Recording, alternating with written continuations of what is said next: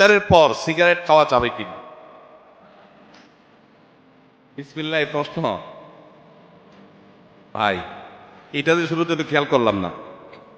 ইফতারের পর সিগারেট খাওয়া যাবে কিনা এটা কোনো কথা হলো ভাই?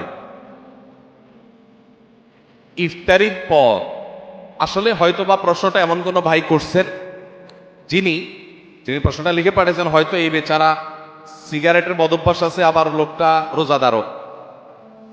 তো সারাদিন ধূমপান ছাড়া থাকতে থাকতে থাকতে থাকতে বেচারা অধৈর্য হয়ে ইফতারের পরপরই হয়তো বা সিগারেট দিয়ে ইফতার করে কিনা আল্লাহ জানে। ইফতারের পর ধূমপান করা গুনাহ, কারণ যেটা মানুষের স্বাস্থ্যের জন্য ক্ষতিকর এবং নিশ্চিত ক্ষতিকর, যেটা মানুষের জন্য বিষের মতো ক্ষতিকর, ধ্বংসের দিকে মানুষকে নিয়ে যায়,